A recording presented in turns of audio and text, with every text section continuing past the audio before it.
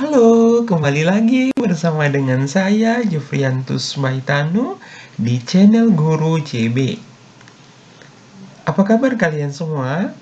Semoga baik-baik saja dan masih tetap semangat dalam mempelajari ilmu akuntansi.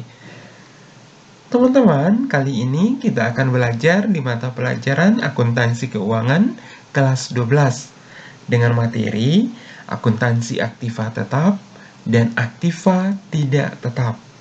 Fokus kita pada materi aktiva tetap. Namun sebelumnya, mari terus dukung channel Guru JB dengan cara like, subscribe, komen, dan juga share sebanyak-banyaknya. Sudah siap untuk belajar hari ini? Let's go! Aktiva tetap merupakan aktiva yang dimiliki oleh setiap perusahaan. Dalam perusahaan-perusahaan tertentu, bahkan merupakan bagian terbesar dari jumlah aktiva yang dimiliki. Oleh karena itu, dalam hubungannya dengan tujuan akuntansi, aktiva tetap memerlukan perlakuan akuntansi yang layak, sesuai dengan standar akuntansi keuangan yang berlaku.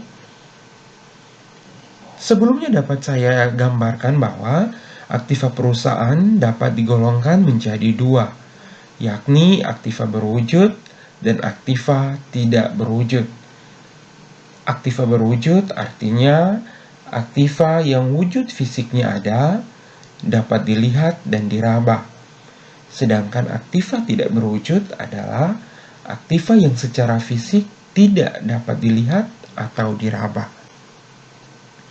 Sehingga di sini kita lihat aktiva tetap pengertiannya adalah aktiva berwujud yang dimiliki untuk digunakan dalam kegiatan usaha perusahaan dan mempunyai masa manfaat lebih dari 1 tahun.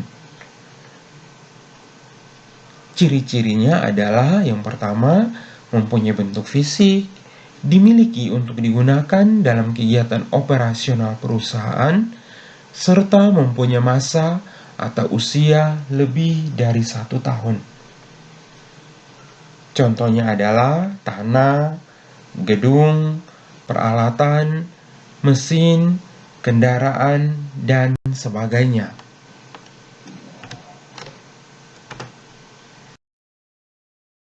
Penilaian aktiva tetap. Aktiva tetap dicatat sejumlah harga perolehannya. Yang dimaksud dengan harga perolehan di sini adalah jumlah uang yang dikeluarkan atau utang yang timbul untuk memperoleh aktiva tetap sampai aktiva tetap yang bersangkutan siap untuk dioperasikan. Dengan demikian dapat kita lihat sehubungannya dengan proses perolehannya. Harga perolehan aktiva tetap ditetapkan sebagai berikut. Yang pertama adalah aktiva tetap yang diperoleh dalam bentuk siap pakai. Nah, untuk aktiva tetap yang diperoleh dalam bentuk siap pakai, harga perolehannya ditetapkan berdasarkan harga beli ditambah dengan biaya-biaya yang terjadi sehubungan dengan usaha menempatkan aktiva tetap yang bersangkutan pada tempat dan kondisi yang siap untuk dipergunakan, seperti pajak pertambahan nilai, biaya pengangkutan, biaya masuk, biaya pemasangan, biaya percobaan, dan lain sebagainya. Yang kedua, aktiva tetap yang dibangun sendiri. Harga perolehan untuk aktiva tetap yang dibangun sendiri ditetapkan berdasarkan biaya-biaya yang terjadi sehubungan dengan pembangunan aktiva tetap yang bersangkutan hingga siap dipergunakan. Dengan demikian meliputi biaya bahan langsung, biaya tenaga kerja langsung, dan biaya overhead. Yang ketiga, aktiva tetap yang diperoleh melalui pertukaran non-kas. Harga perolehannya ditetapkan atas dasar harga pasar aktiva yang diserahkan atau harga pasar aktiva yang diterima, tergantung harga mana yang dianggap lebih wajar. Dan yang keempat, aktiva tetap yang diperoleh dari sumbangan. Untuk aktiva tetap yang diperoleh dari sumbangan, harga perolehan ditetapkan atas dasar harga pasar aktiva yang diterima atau harga taksiran yang wajar. Yang terakhir, aktiva tetap yang diperoleh secara gabungan. Harga perolehan masing-masing aktiva akan ditentukan atas dasar alokasi harga perolehan gabungan dengan perbandingan yang wajar. Selanjutnya, pencatatan transaksi perolehan aktiva tetap. Yang pertama, pencatatan transaksi pembelian tunai. Semua pengeluaran kas yang dilakukan sehubungan dengan perolehan aktiva tetap akan dicatat di sisi debit pada akun aktiva tetap yang bersangkutan. Contohnya adalah untuk memperoleh sebuah mesin, sebuah perusahaan membayar biaya-biaya sebagai berikut. Harga pembelian menurut faktur 100 juta rupiah, PPN 10%, 10 juta rupiah, biaya angkut dan bongkar muat 13 juta rupiah, biaya pemasangan 12 juta rupiah, biaya percobaan 3 juta rupiah. Sehingga totalnya adalah 138 juta rupiah. Ayat jurnal yang dibuat adalah berdasarkan penjelasan tadi, maka kita mendebet akun aktiva yang bersangkutan, yaitu akun mesin, sebesar 138 juta rupiah pada kas sebesar 138 juta rupiah. Dalam prakteknya, biaya-biaya tersebut di atas mungkin saja akan dibayarkan pada pihak-pihak atau orang yang berbeda. Walaupun demikian, jumlah masing-masing akan tetap dicatat debit pada akun aktiva yang bersangkutan dan kredit pada akun kas sebesar jumlah uang yang dikeluarkan.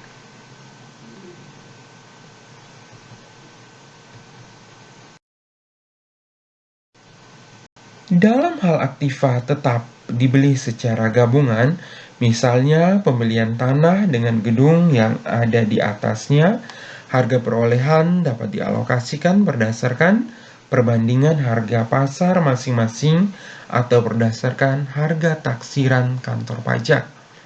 Contohnya, pada tanggal 10 Januari 2023, suatu perusahaan membeli tanah dan bangunan di atasnya dengan harga 450 juta rupiah. Menurut taksiran kantor pajak, aktiva tersebut dinilai sebagai berikut. Harga tanah 180 juta rupiah, harga bangunannya 120 juta rupiah. Jumlahnya adalah 300 juta rupiah. Sehingga dapat kita hitung sebagai berikut.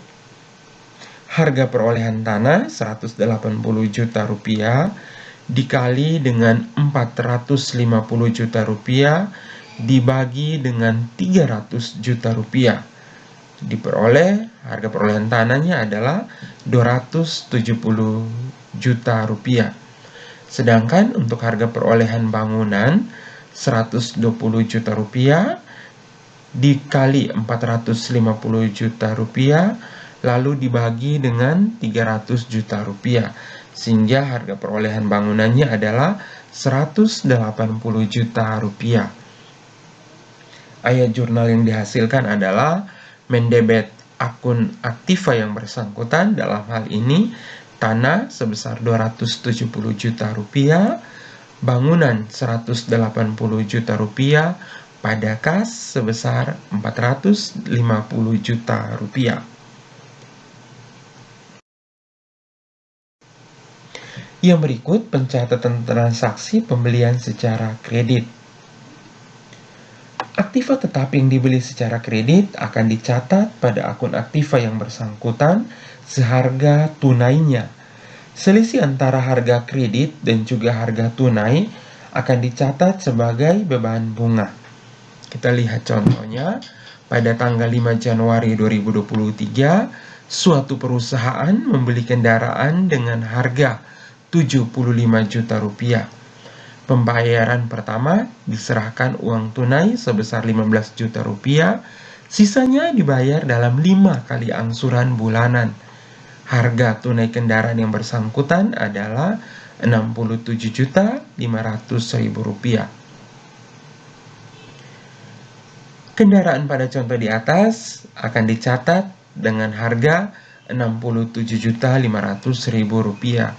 Selisih dari harga pembelian kredit adalah sebesar 7.500.000 rupiah, dicatat sebagai beban bunga, sehingga ayat jurnalnya adalah mendebet akun aktiva yang bersangkutan, dalam hal ini kendaraan, sebesar 67.500.000 rupiah, dan juga beban bunga 7.500.000 rupiah pada kas sebesar 15 juta rupiah atau sebesar uang muka pembayaran pertama, dan kredit utang 60 juta rupiah atau sebesar kewajiban yang harus dilunasi oleh perusahaan.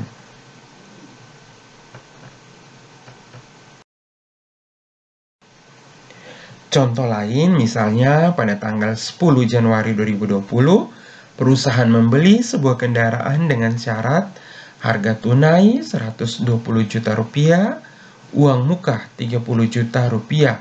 Sisanya akan dibayar dalam 30 kali angsuran bulanan dengan tambahan bunga 18% setahun atas sisa pinjaman.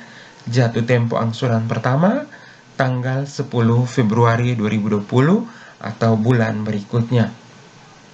Ayat jurnalnya adalah mendebet akun kendaraan sebesar 120 juta rupiah, mengkredit akun kas sebesar 30 juta rupiah atau sebesar uang muka, dan kredit utang 90 juta rupiah atau sebesar kewajiban yang harus dilunasi oleh perusahaan. Kita lihat perhitungan angsuran pertama untuk tanggal 10 Februari 2020. Angsuran tiap bulannya sisa utang 90 juta rupiah dibagi dengan jangka waktu angsurannya 30 bulan sehingga diperoleh hasil sebesar 3 juta rupiah. Perhitungan bunganya, sisa utang 90 juta rupiah dikali 1/12 dikali bunga yang ditetapkan 18%, hasilnya 1.350.000 rupiah. Sehingga jumlah yang harus dibayarkan oleh perusahaan adalah 4.350.000 rupiah.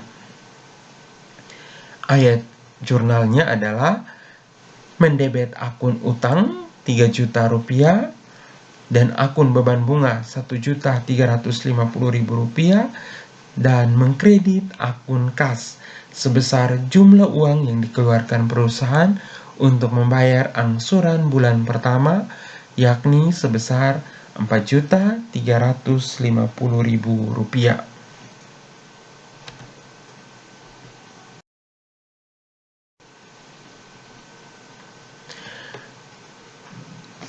Selanjutnya, pencatatan transaksi pertukaran dengan aktiva non-kas. Aktiva yang tetap yang diperoleh melalui pertukaran dengan aktiva non-kas secara umum akan dicatat sebesar harga pasar aktiva tetap yang diterima. Selisih antara harga pasar aktiva tetap yang diterima dengan harga buku aktiva yang diserahkan dicatat sebagai laba atau rugi pertukaran.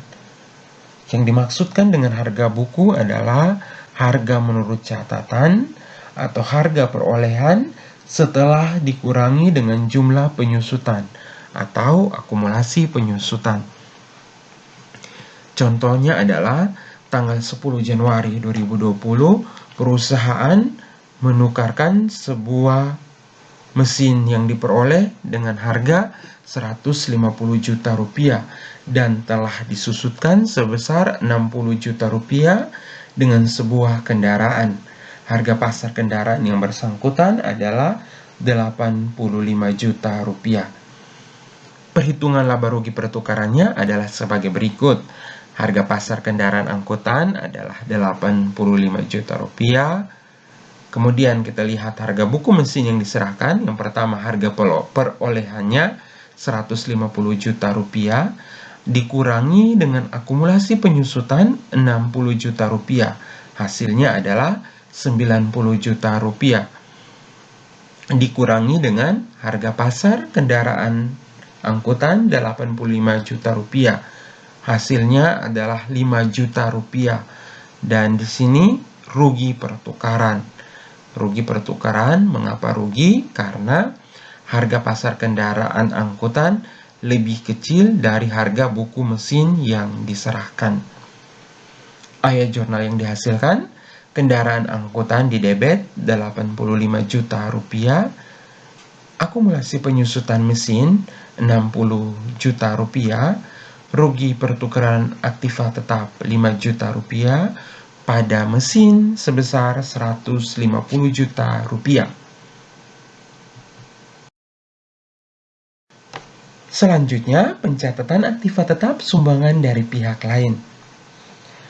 Aktiva tetap yang diperoleh dari sumbangan pihak lain akan dicatat sebesar harga taksiran atau seharga pasar yang wajar, yaitu dengan mendebet akun aktiva tetap yang bersangkutan dan mengkredit akun modal sumbangan.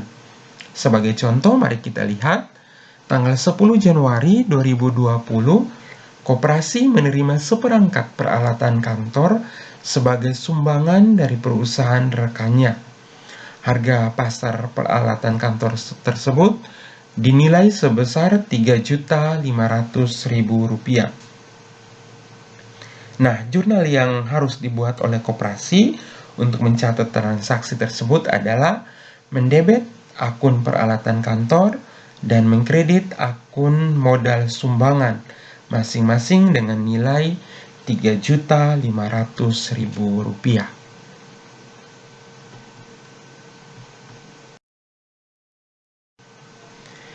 Selanjutnya, pengeluaran sehubungan dengan penggunaan aktiva tetap.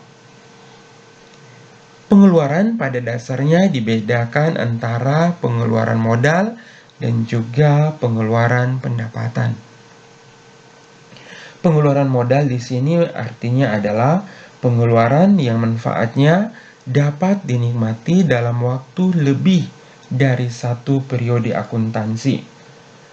Pengeluaran tersebut merupakan biaya yang harus menjadi beban periode-periode selama umur manfaatnya.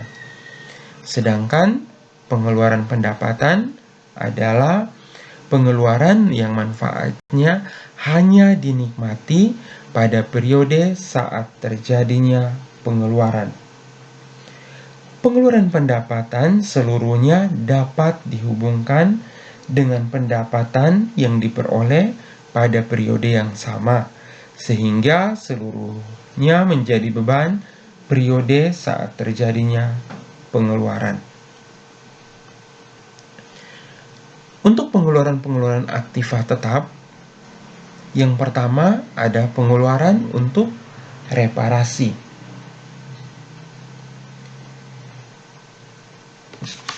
Nah, pengeluaran-pengeluaran untuk reparasi dalam hal ini bertujuan untuk mengembalikan aktiva tetap pada kondisi semula. Misalnya, pengeluaran untuk mengganti bagian-bagian yang rusak yang sifatnya biasa. Manfaat pengeluaran ini hanya untuk kelangsungan jalannya operasi.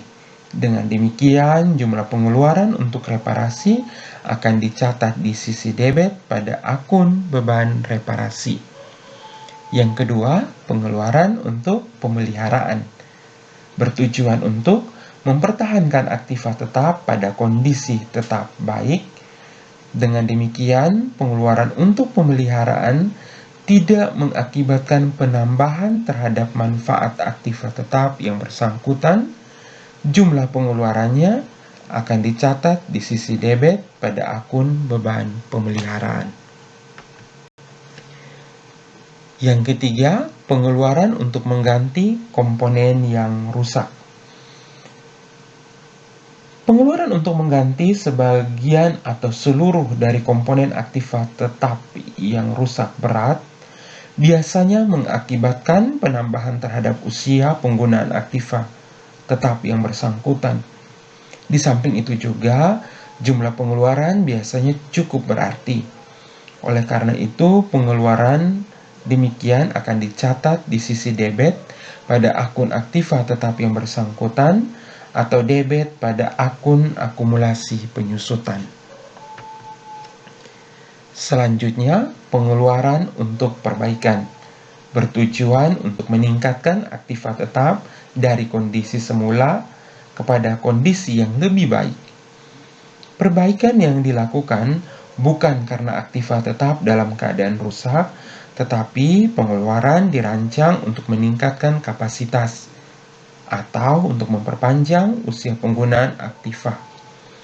Pengeluaran ini akan dicatat di sisi debit pada akun aktiva yang bersangkutan. Selanjutnya, pengeluaran untuk penambahan yang bertujuan untuk perluasan atau peningkatan fasilitas yang sudah ada. Misalnya untuk menambah bangunan sayap dari suatu pabrik, perluasan tempat parkir, dan sebagainya. Pengeluaran semacam ini akan kita catat di sisi debit pada akun aktiva yang bersangkutan.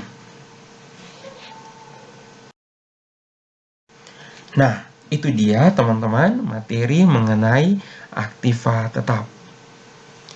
Materi selanjutnya nanti kita akan membahas mengenai faktor-faktor yang menentukan besarnya penyusutan serta metode penyusutan aktiva tetap. Sekian pembelajaran kita kali ini. Sampai jumpa di video pembelajaran selanjutnya. Tetap semangat, tetap optimis, tetap semangat di dalam meraih impian. Salam sukses!